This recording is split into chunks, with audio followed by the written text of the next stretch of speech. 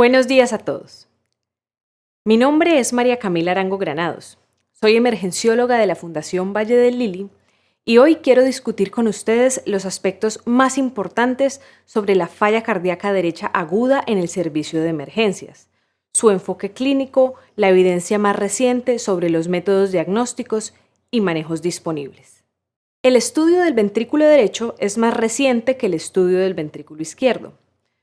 Fue William Harvey quien primero describió la importancia y función del ventrículo derecho en 1616, pero solo desde principios de la década de 1950 se ha reconocido la importancia de la función de esta cámara cardíaca en varias condiciones. Para empezar, hay que reconocer que el ventrículo derecho es una cámara con condiciones fisiológicas diferentes a las del ventrículo izquierdo. En primer lugar, la presión en la circulación pulmonar es más baja que en la circulación sistémica, por lo que se necesita menos potencia muscular y menos fibras musculares. En consecuencia, el ventrículo derecho es mucho más delgado que el ventrículo izquierdo. El patrón de contracción es también diferente. En el ventrículo derecho, la contracción sistólica es principalmente longitudinal, mientras que la contracción del ventrículo izquierdo es más circunferencial.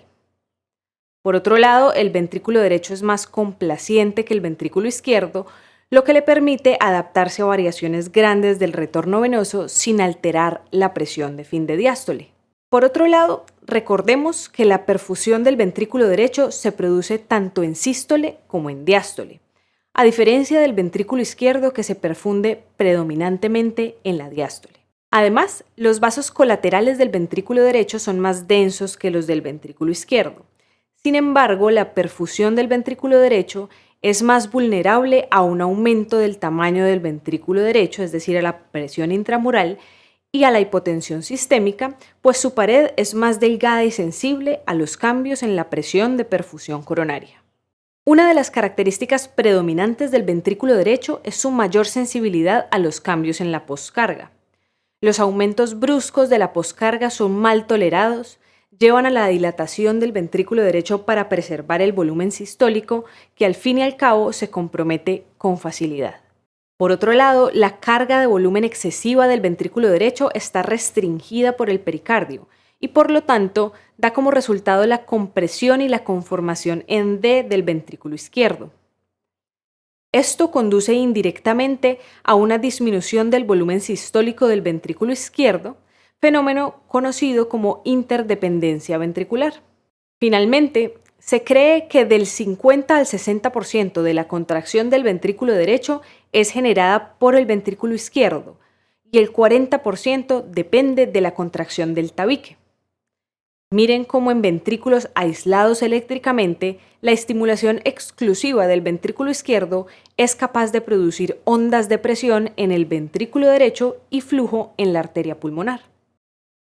La insuficiencia del ventrículo derecho es secundaria, en la mayoría de los casos, a enfermedades cardíacas o pulmonares agudas o crónicas o una combinación de ambas que pueden aumentar la poscarga, reducir la contractilidad, alterar la precarga, la interdependencia ventricular o producir arritmias. La función normal del ventrículo derecho es, por lo tanto, una interacción entre la precarga, la contractilidad, la postcarga, la interdependencia ventricular y el ritmo cardíaco, por lo que es indispensable evaluar estos 5 componentes para orientar el tratamiento. Las alteraciones de la precarga están directamente implicadas en la función del ventrículo derecho. La reducción de la precarga puede verse en casos de hipovolemia, falla del ventrículo izquierdo, que disminuye la precarga por reducción del gasto cardíaco, taponamiento cardíaco o por efectos de la ventilación mecánica. Por otro lado, la insuficiencia iatrogénica del ventrículo derecho a través de una carga de volumen excesiva o la ventilación mecánica se observa con frecuencia en pacientes en estado crítico. Finalmente, la existencia de cortocircuitos de izquierda a derecha significativos también producen sobrecarga del ventrículo derecho. En cuanto a la contractilidad, prácticamente todas las enfermedades que afecten el lado izquierdo del corazón pueden afectar también al ventrículo derecho. Estas incluyen isquemia, miocarditis, miocardiopatía séptica, miocardiopatía de Takotsubo, miocardiopatía dilatada, miocardiopatía hipertrófica, amiloidosis y enfermedad de Chagas. Las miocardiopatías con afectación primaria del ventrículo derecho son menos frecuentes e incluyen la miocardiopatía ritmogénica del ventrículo derecho, la anomalía de Epstein y la anomalía de Uhl. Se debe resaltar que en estados de enfermedad, el ventrículo derecho puede modificar el patrón de contracción principalmente longitudinal, incluso en condiciones en las que el ventrículo derecho no es la cámara más afectada. En estos ventrículos derechos sistémicos se observa un acortamiento circunferencial sobre la pared libre longitudinal de manera similar al ventrículo izquierdo. Vincent y colaboradores, por ejemplo, demostraron que las fracciones de eyección del ventrículo izquierdo y ventrículo derecho están deprimidas en pacientes con choque séptico. Otros estudios respaldan este resultado y han demostrado el desarrollo de dilatación del ventrículo derecho en esta condición. El aumento de la postcarga es la principal causa de insuficiencia del ventrículo derecho de origen pulmonar y cardíaco.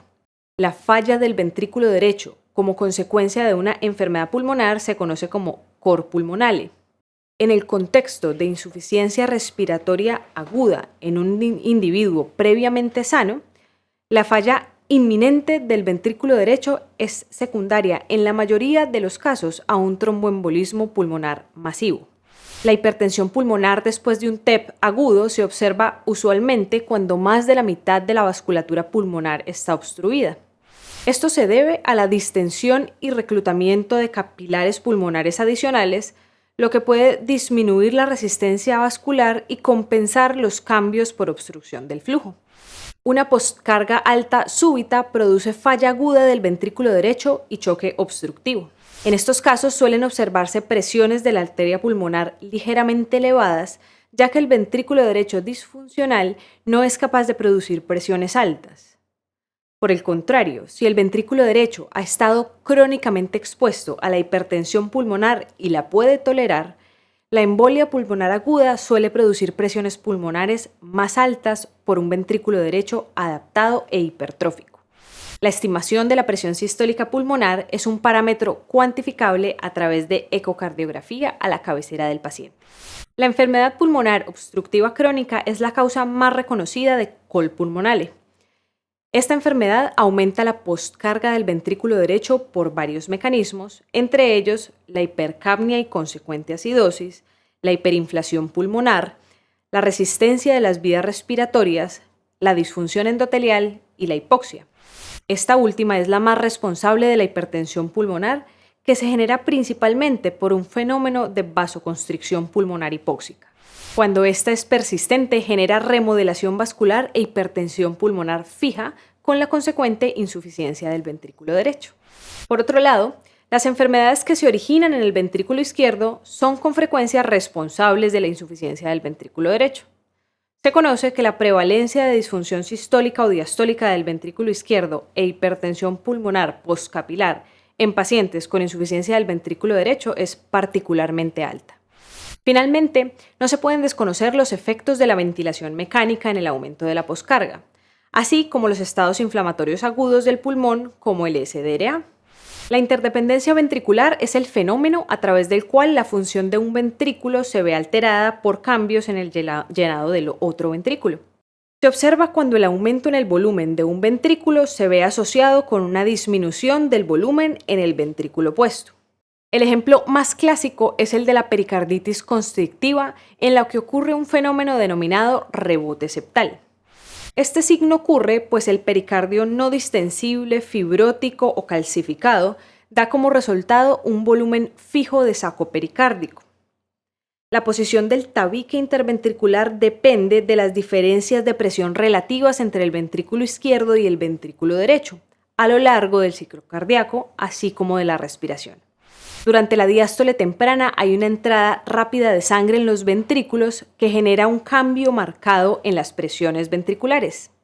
Como el llenado del ventrículo derecho comienza un poco antes que el llenado del ventrículo izquierdo, este cambio en la presión genera un movimiento paradójico del septum interventricular hacia la izquierda.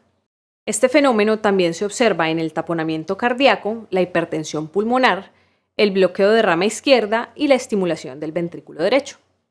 El ritmo cardíaco tiene un papel importante y frecuentemente subestimado en la función del ventrículo derecho. Por un lado, el ventrículo derecho defectuoso depende en gran medida de una frecuencia cardíaca regular para funcionar adecuadamente, especialmente si experimenta un aumento de la poscarga, ya que su reserva contráctil es muy limitada. Adicionalmente, la sobrecarga de presión del ventrículo derecho a menudo se asocia con arritmias supraventriculares, las cuales afectan negativamente el llenado del ventrículo derecho. Las arritmias contribuyen entonces al círculo vicioso de deterioro de la función del ventrículo derecho que finalmente culmina en un choque cardiogénico. Por lo tanto, es central el control rápido del ritmo de las taquicardias supraventriculares. Hay que destacar que el llenado diastólico del ventrículo derecho defectuoso depende de la contracción auricular y la sincronía auriculoventricular. Por esta razón, el control de la frecuencia por sí solo es generalmente insuficiente para restaurar la estabilidad hemodinámica. En cuanto al diagnóstico, los signos clínicos de insuficiencia del ventrículo derecho están determinados principalmente por una falla retrógrada que causa congestión sistémica. La insuficiencia retrógrada se presenta como presión venosa central elevada, con distensión de las venas yugulares y puede provocar disfunción orgánica y edema periférico. En las formas graves, el corazón derecho se dilata y puede comprometer el llenado del ventrículo izquierdo a través del fenómeno de interdependencia ventricular, provocando insuficiencia anterógrada, hipotensión e hipoperfusión. La asociación entre la congestión sistémica y la función multiorgánica en la insuficiencia cardíaca ha sido ampliamente estudiada. La presión venosa central elevada es el principal determinante del deterioro de la función renal en la insuficiencia cardíaca aguda. La disfunción hepática frecuentemente se presenta con un patrón colestásico secundario a congestión sistémica, mientras que la hipoperfusión genera típicamente un aumento marcado en las transaminasas. La congestión sistémica puede adicionalmente impactar la función abdominal al deteriorar la absorción intestinal y barrera intestinal. La hipoperfusión es, finalmente, también responsable del deterioro de la función renal. El electrocardiograma en la insuficiencia crónica del ventrículo derecho tiene una sensibilidad bastante baja, aunque la especificidad oscila entre el 83 y el 95%. Se observa a menudo una desviación del eje a la derecha por hipertrofia del ventrículo derecho. También se observa el cociente RS en la derivación B5 o B6 menor a 1, S profundas en B5 a B6, P pulmonar o una combinación de estos. La principal herramienta para la evaluación del ventrículo derecho es la ecocardiografía. Las mediciones de la función del ventrículo derecho que se usan con mayor frecuencia y son más fáciles de realizar son la valoración subjetiva del tamaño de la cavidad, la excursión sistólica del plano anular tricuspidio o TAPSE y la velocidad de excursión sistólica o S' medida por Doppler tisular pulsado. La evaluación cualitativa del tamaño ventricular, si bien es la herramienta más utilizada, tiene mucha variabilidad interobservador y poca sensibilidad, pues no distingue de forma adecuada la disfunción leve a moderada de moderada a severa. Además, esta medición ignora la contribución del tracto de salida del ventrículo derecho en la función sistólica global. La evaluación cuantitativa incluye como primera medida una medición de los diámetros ventriculares en sus diferentes segmentos. Sin embargo, hay que tener especial precaución con la alineación, pues puede ser fuente de errores significativos en la medición. El TAPSE es fácil de obtener y representa una medida de la función longitudinal del ventrículo derecho. Se mide mediante ecocardiografía en modo M con el cursor alineado de manera óptima a lo largo de la dirección del anillo tricuspidio lateral en la vista apical de 4 cámaras. Aunque este índice refleja predominantemente la función longitudinal del ventrículo derecho, ha mostrado buenas correlaciones con parámetros que estiman la función sistólica global del ventrículo derecho. En general, un TAPSE menor a 17 milímetros es muy sugestivo de disfunción sistólica del ventrículo derecho. En cuanto a la velocidad de excursión sistólica o S' medida por Doppler tisular, un valor menor a 11.5 centímetros por segundo se asocia con una fracción de eyección menor al 45%. Cuenta con la limitación de la dependencia del ángulo y carga, así como del fenómeno de anclaje, en el que el miocardio sano produce desplazamiento del miocardio enfermo y arroja valores falsamente normales. Las guías internacionales de valoración de cámaras cardíacas indican que el valor normal debe ser mayor a 9,5 centímetros por segundo.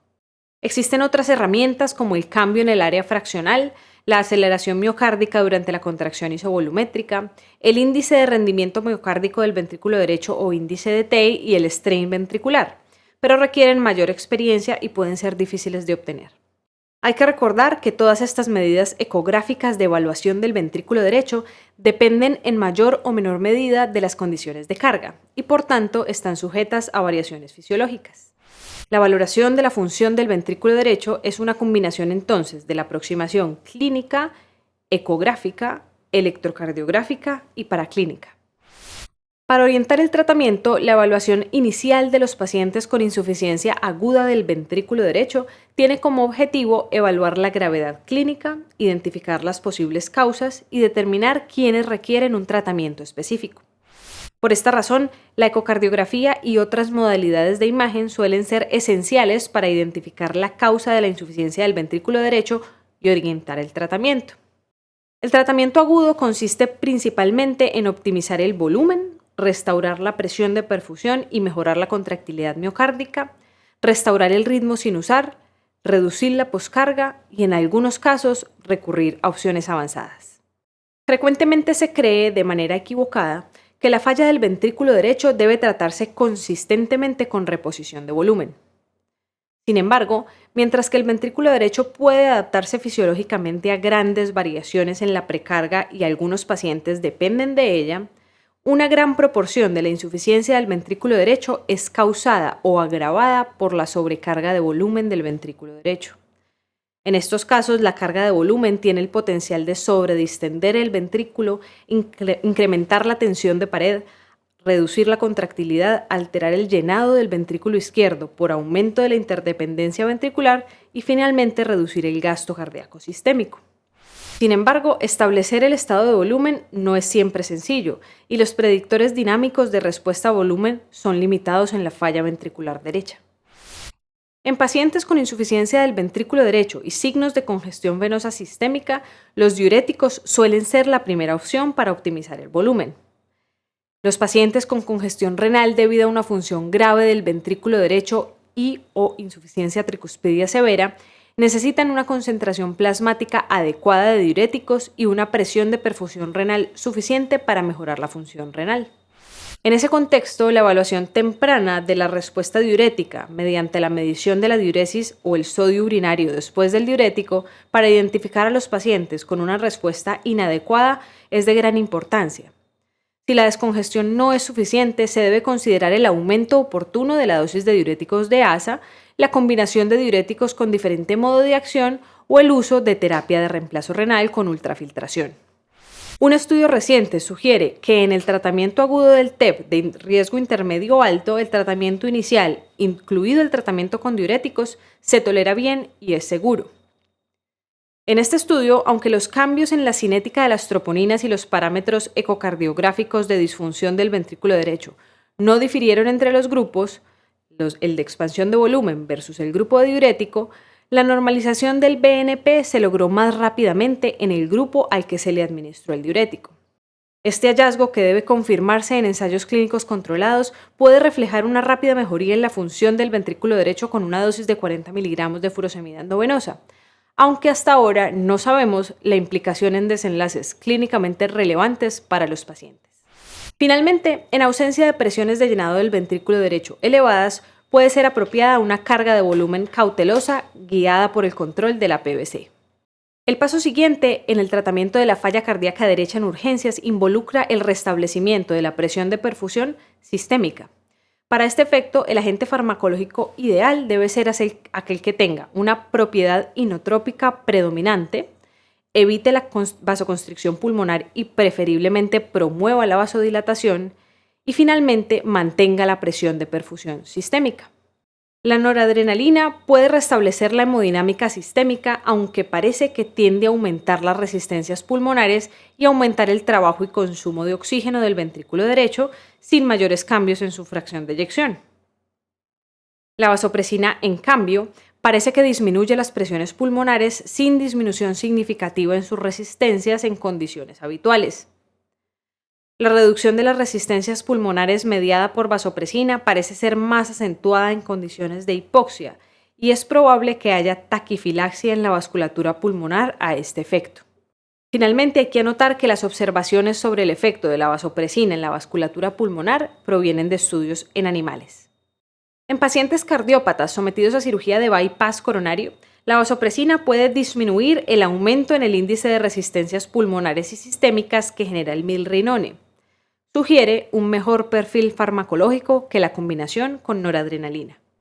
Para la mejoría de la contractilidad, la dobutamina, el levosimendan y los inhibidores de la fosfodiesterasa 3 mejoran la contractilidad y aumentan el gasto cardíaco.